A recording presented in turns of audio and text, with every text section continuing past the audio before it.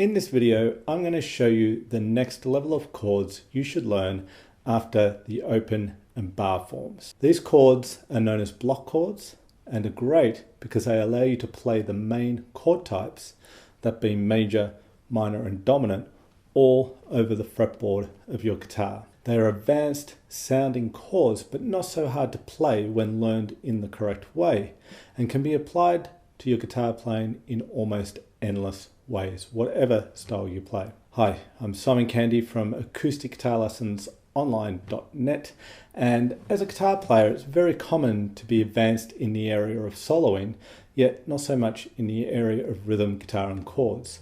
Many guitar players can't play anything outside of an open or bar chord, leaving very little to work with when it comes to rhythm guitar playing.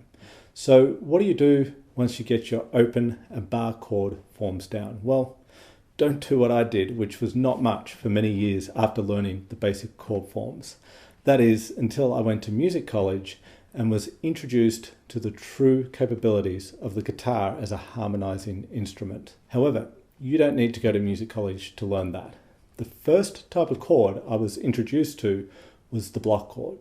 This totally changed the way I approached the guitar as far as chords were concerned, and totally opened up the fretboard to me. Today, I'm going to show you the 4 shapes for each block chord form, how to train these into your playing, and how, most importantly, to create music with them. Okay, so the dominant 7th block chord is the first one we're going to have a look at, and we're going to have 4 shapes for this particular chord. So the idea here is we're going to start with this shape, and that's an E7 block chord form that I'm playing right now.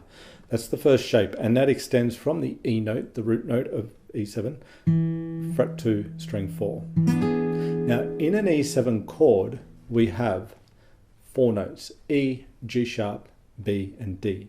So what we're pulling out of the scale there is the 1st, the 3rd, the 5th and the 7th, or the flat 7th to be specific. The reason I tell you that is because just as this shape here is built off of the root note of an E7 chord, the next shape we're going to play is going to be on the 4-3-2-1 string set again, as all these block chord forms will be, but it's going to be up here at the 5th position, and it extends from the 3rd of the chord, the G sharp.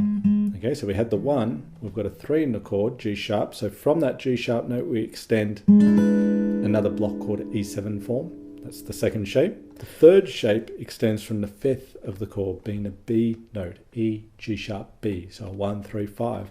Once you've got that B note, you can then play the shape that extends from there to give you another E7 form. And then finally the D, which is the flat 7th of the chord, E, G sharp, B, D. And it's also got its own unique shape that we extend from there to give us an E7 form. Okay, so that's the way we can think of it. It's the notes of an E7 chord, each played one after the other on string 4, and off of each one of those chord tones of E7 we can build the E7 chord, and each one gives us a unique shape, being the block chord dominant 7th chord form. So we've got E7, we've got E7 here built off the 3rd of the chord, we've got an E7 here built off the 5th, and we've got an E7 built off of the flat 7th. Okay, so let's have a look at applying this block chord form, the dominant 7th that we've just been having a look at, to a little chord vamp. So I'm going to use an E7 to A7 chord vamp here. Okay, so it's just, a vamp is a short chord progression. Okay, so a short chord progression here, a vamp, E7 to A7. I'm going to voice out these chord forms, the block chords, 2 different ways that are very important and very beneficial and effective for learning and navigating your way around on a fretboard using the block chord form. First thing is E7. So we had our root position shape before, and here it is, E7. Now we need to find the next chord, being A7, with that exact same shape. That's the first approach. So here's my E7, and it's a root position, and here's the root note in the bass of the chord there. So all I've got to do is go and find an A note on the same string, which puts me here at the 7th fret, and I can then extend the same shape from that note, and I get an A7. So one way to voice out this vamp is to play an E7 root position and keep the shape and move it up to an A7 root position. Okay, using the root note as the reference. Now I could use the second E shape, which was the first inversion, and use that shape to play my A7, which is of course again the second chord in the vamp. Now a way to do this is to locate the root note in the chord, and the root note in this chord is here on the second string at the 5th fret under my first finger. So if I can move this shape so that that note becomes an A, which puts me here, I've now got an A7 chord. So you can use the root note as the reference point when moving these shapes around to different positions. So that said, I could take this shape and I can move that up into an A position. This is E7. Where's the root note? It's on the 3rd string under the barred finger here. So if I want to play this as an A7, I can play it down here because that's an A note under my first finger now. Or like I did before. Did I before? No. Anyway, I could play it up here as well, an octave if I want. It's starting to get a little high there, but you could play it there or down here. Okay, but what we then can do is, okay, here's E7, and for my A7 of the vamp, down we go here. Okay, and then we have the 3rd inversion of E7. Okay, and there's the root note on top this time. Okay, the root note's now on the top string. So if we want to make create an A7 chord with the same shape, we just move it down until there's an A under my first finger, which is at the 5th fret. And there's the A7 form. What I've done there is gone through each shape and paired it with an A7 chord using the same shape. So here's E7 to A7. Or we could go A7 to E7 rather, to A7. Or we could go E7 to A7, or E7 to A7 by shape is what I call that. Okay, same shape for each of the chords. Now another way which is very beneficial and great way to learn chords on the guitar is by position. So whereas we were playing by shape before and having to move position to do so, here we play by position, so we have to change shape to do that. Okay, so if I go to root position E down here, I've got to find the A7 chord that is closest to my E7 here. And what you'll find out is that it's right there, right?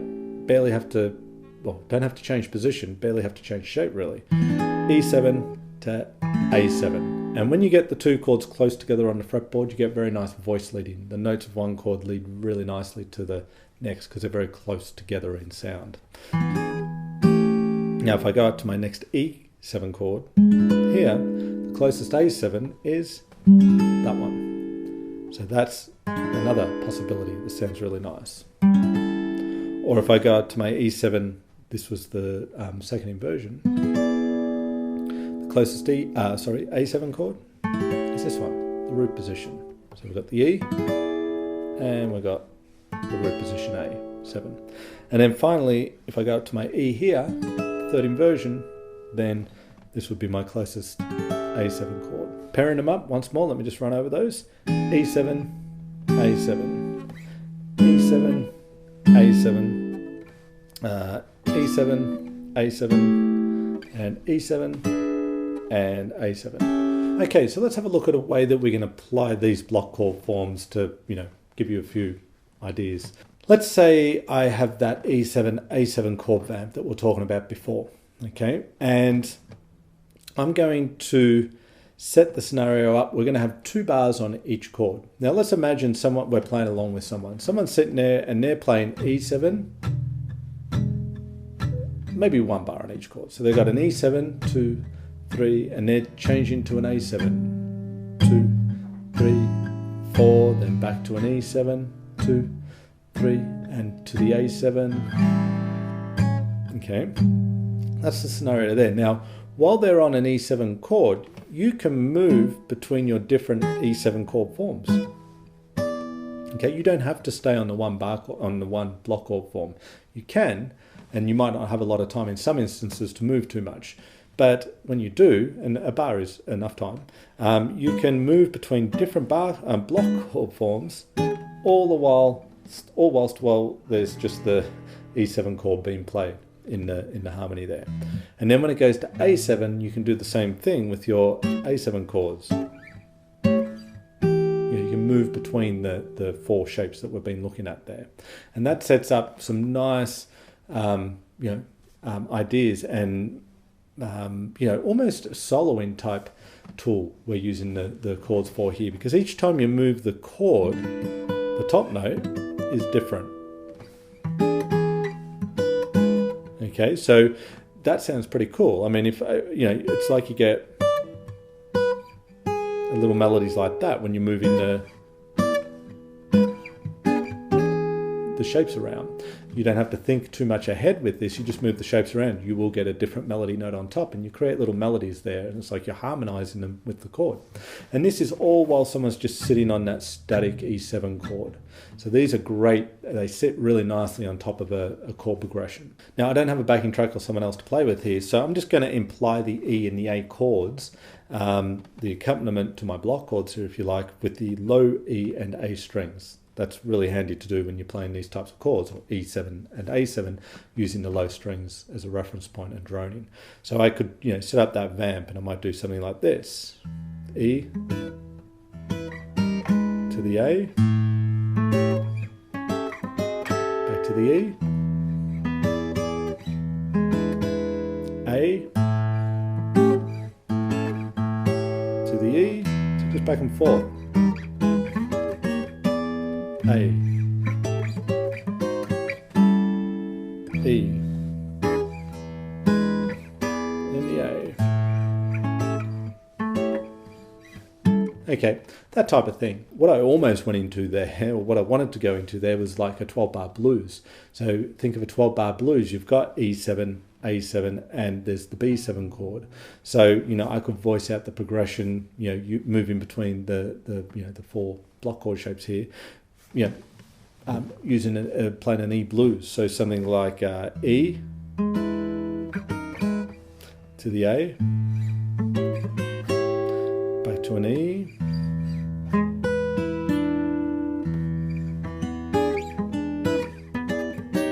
to the A, just moving between shapes, to the E,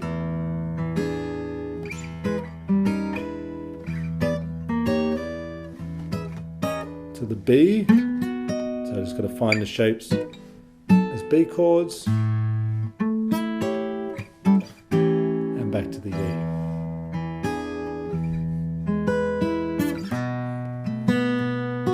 Okay, and finishing on now E. So these are just some ways that you can apply the block chord forms. If you go to the link below, the first comment below this video, the pinned comment, there's a link to a page on my website. It will have some of these examples down there. Not exactly what I've done here, but the same type of thing. So it can get you going with the block chord form and some musical ways to apply it. If you like the block chords I was teaching in this video, then you'll love this free ebook I've created for you in my Jazz Concepts for Acoustic Guitar series, simply titled Block Chords. It's the perfect companion and follow-up to this video lesson. And in this ebook, you'll learn more about the three main block chord types for your guitar playing, especially the major and minor seventh forms that I introduced you to at the end of this lesson. You will discover various ways in which you can apply these block chords to your playing, using the major, minor and dominant forms, gaining a greater understanding of each of these. So click the link in the description below this video and download your free block chord ebook audio. Let me know in the comments section which guitar topics you would love to see covered in future lessons. I read every comment and I would really love to hear your suggestions and what you'd like to see. If you like this video, then hit that like button and subscribe to the channel. And don't forget to hit the notification bell button so YouTube can tell you when I release a new video. This is Simon Candy from acousticguitarlessonsonline.net. As always, thank you for watching this video. I appreciate your time very much, and I look forward to seeing you in the next video.